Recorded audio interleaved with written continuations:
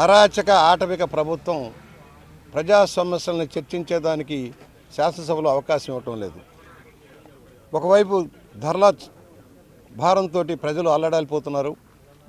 స్థానిక సంస్థలను నిర్వీర్యం చేసి స్థానిక ప్రజాప్రతినిధులుగా కనీస గౌరవం లేకుండా చేసిన ముఖ్యమంత్రి గారు ఇవాళ వాళ్ళ గొంతు నొక్కుతూ ఉన్నారు. మేము ఒకటే చెబుతున్నాం, 96% నీ పార్టీ అభ్యర్థులే గెలిచారు. ఎంపీటీసీలుగా, జడ్పీటీసీలుగా, జిల్లా పరిషత్ చైర్మన్లుగా. వాళ్ళకి నువ్వు చేసింది ఏమిటని అడుగుతున్నావు. ఇవాళ నీ పార్టీ తరఫున గెలిచిన వాళ్ళంతా ఇవాళ రోడ్డు ఎక్కారు. గత 5 సంవత్సరాలుగా స్థానిక సంస్థలను నిర్వీర్యం చేశావు. కేంద్రం ఇచ్చే నిధులన్నీ కూడా పక్కదారి పట్టించావు. 14 ఫైనాన్సు, 15th ఫైనాన్స్ నుంచి వచ్చిన నిధులన్నీ కూడా పక్కదారి పట్టించేసావు. కరెంటు బిల్లుల పేరుతో వాళ్ళ దగ్గర గోల్డ్ ఒడగొట్టి డబ్బు తీసుకున్నావు.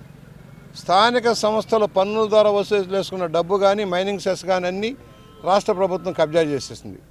ఫలితంగా కనీసం ముగ్గు వేయలేని పరిస్థితి, జీతాలు ఇవ్వలేని పరిస్థితుల్లో పంచాయతీలు ఉన్నాయి. వాళ్ళు ఎన్నో రోజులుగా ప్రభుత్వాన్ని విజ్ఞప్తి చేస్తున్నారు, మా నిధులు మాకు ఇవ్వండి. కేంద్రం ఒక చట్టం చేసింది. చట్టం ప్రకారం తప్పనిసరిగా కేంద్రం ఇచ్చే నిధులు ఆ పంచాయతీలకు వెళ్ళాలి.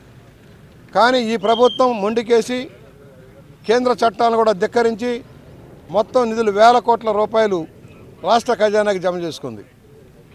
అమృత్ పథకంలో డబ్బులు, లేక జల మిషన్లో డబ్బులు అన్నీ కూడా ఏమైపోయినా తెలియని పరిస్థితి. రాష్ట్ర ప్రభుత్వం ఇవ్వాల్సిన మ్యాచింగ్ గ్రాంట్లు కూడా వీటికి కూడా ఇవ్వాల. ఇవాళ సర్పంచులు ఆందోళన చేస్తూ ముందుకు వచ్చారు.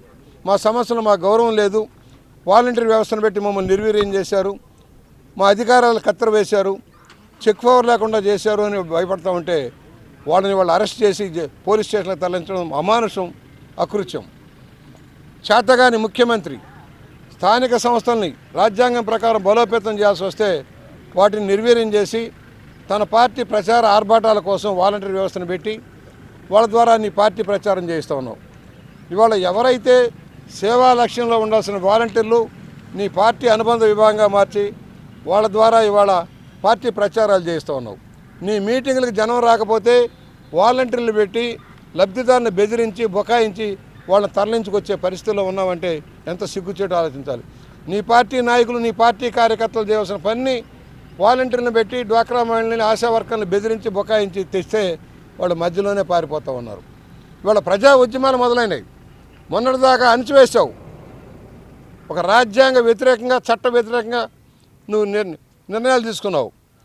సుప్రీంకోర్టు చెప్పినా, హైకోర్టు చెప్పినా కనీసం పట్టించుకొని పాపాన పోలా. ఇవాళ వాళ్ళందరినీ అరెస్ట్ చేసి జైలుకు పంపించాలని చూస్తున్నావు. ఎన్నో కేసులు పెట్టారు. సుదీర్ఘంగా పోరాటం చేస్తున్నారు. రాష్ట్ర పంచాయతీ ఛాంబర్ కానీ, మున్సిపల్ ఛాంబర్ కానీ అన్నీ కూడా ఉద్యమాలు చేస్తున్నాయి. నిర్వీర్యం. అసలు స్థానిక సంస్థలో రోడ్లు లేవు, కాలువలు లేవు, కేంద్ర ప్రభుత్వ పథకాలు అమలు కావడం లేదు. ఇలాంటి దౌర్భాగ్య పరిస్థితిలో మేము ప్రశ్నిస్తామంటే మా గొంతు నొక్కుతా ఉన్నారు. మాట్లాడనివ్వరు, మైకులు ఎవరు. ఇవాళ ఏ సమస్య మీద అసెంబ్లీ చర్చించింది? దాదాపుగా 4 సంవత్సరాల 10 నెలల పాటు అధికారంలో ఉన్న ఈ పార్టీ ఏం చేసింది? అసెంబ్లీలో ఎన్ని రోజులు సమావేశమైంది? ఎన్ని నిమిషాలు, ఎన్ని సెకండ్లు తెలుగుదేశం పార్టీ ప్రతిపక్షంగా మాకు అవకాశం ఇచ్చారో మాట్లాడాలి. రాజ్యాంగం ప్రకారం ప్రతిపక్షాలు ఉంటాయి, ప్రతిపక్షాల హక్కులు ఉంటాయి. స్పీకర్ గారు ముఖ్యమంత్రి గారు ఆదేశానుసారం నడుస్తాడు. విన్నెముక లేని స్పీకర్ గారు ఆయన చెప్పినట్టే ముఖ్యమంత్రి గారు మైకులు ఇవ్వద్దు, మాట్లాడనివ్వద్దు, ఏ టీవీలో చూపించొద్దు, ఏ పత్రికలో రానియొద్దు.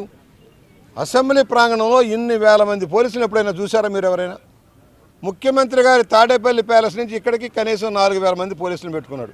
ఇంత పిరికి సన్యాసి ముఖ్యమంత్రి, ఇంత భయపడే ముఖ్యమంత్రి ప్రజలకు అంత బ్రహ్మాండమైన సేవలు చేస్తే ఎందుకు ఇంతమంది పోలీసులు? నీకు ఎందుకు? నువ్వు కనీసం 10 మందిని నీ మీటింగులకి మొత్తం కూడా అధికార గణాన్ని బెదిరించి బొకాయించి పబ్బం గడుపుకుంటున్నావు.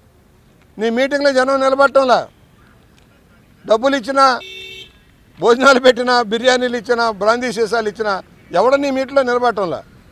ఒక మీటింగ్కి 5 జిల్లాల జనాన్ని తరలిస్తే పట్టుమని 20,000 మంది లేరు ఇక్కడ. అంటే నీ మీద ఎంత వ్యతిరేకత ఉందో రాష్ట్రంలో గమనించుకోమని కోరుతాను. నీ అనుబంధ సంస్థలన్నీ వ్యతిరేకిస్తూ ఉన్నాయి. నువ్వు ఏదైతే సామాజిక న్యాయం పేరుతో కార్పొరేషన్ ఏర్పాటు చేసావు వాళ్ళంతా నిన్ను వ్యతిరేకిస్తూ ఉన్నారు. కనీస విధులు లేక, నిధులు లేక తలడిల్లిపోతూ ఉన్నారు. రాజకీయ పబ్బం కోసం కమిటీలు వేసావు, చర్మలు చేసావు, బల్లా లేదు, కుర్చీ లేదు. ఏమి సాధించావని నీకు మద్దతు ఇవ్వాలి? స్థానిక సంస్థలని, షెడ్యూల్డ్ తెగల్ని, బలహీన వర్గాలని, షెడ్యూల్డ్ క్యాస్ట్ని అందరినీ దగా చేస్తాం, మైనార్టీలతో సహా. ఒక్క పథకం అమలు కాల రాష్ట్రంలో. అది ప్రశ్నిద్దామంటే అవకాశం ఇవ్వడు. మేము చెబుతున్నాం, ఇలాంటి రాజ్యాంగబద్ధమైన చట్టసభనే నిర్వీర్యం చేసి, చట్టసభ గౌరవం లేకుండా చేసి, పోలీసు రాజ్యంగా మార్చి రాష్ట్రంలో నియంత్రణ పోగొడబోతున్న ఈ ముఖ్యమంత్రి గుణపాఠం చెప్పాలి. తక్షణం డిమాండ్ చేస్తున్నాం, అరెస్ట్ చేసిన సర్పంచులందరినీ రిలీజ్ చేయాలి, వెంటనే క్షమాపణ చెప్పాలి. వారి నిధులు కనీసం రాబోయే 6 నెలలైనా వాడు వాడుకొని అప్పుల పాలైపోయిన సర్పంచులు, ఎంపీటీసీలు, జడ్పీటీసీలకు రక్షణ కల్పించాలి. ప్రజల భారం మోసేదేమో సర్పంచులు, ఎంపీటీసీలు, జడ్పీటీసీలు, పెత్తనం చేసేది వాలంటీర్లని ప్రశ్నిస్తూ ఉన్నాం. సచివాలయ వ్యవస్థ పెట్టావు, సర్పంచుల గౌరవం ఏది, స్థానం ఏది? ఎంపీటీసీలకు స్థానం ఏది? నిర్వీర్యం. అనేక మున్సిపాలిటీలకి కార్పొరేట్ ఎలక్షన్లు పెట్టాల భయపడిపోయి. మా రాజమహేంద్రం ఎగ్జాంపుల్, ఎలక్షన్ లేదు. ఒక జడ్పీటీసీ ఖాళీ అయితే దానికి ఎలక్షన్ లేదు, ఒక సర్పంచ్ ఖాళీ అయితే ఎలక్షన్ లేదు. ఎందుకు భయపడుతున్నావు?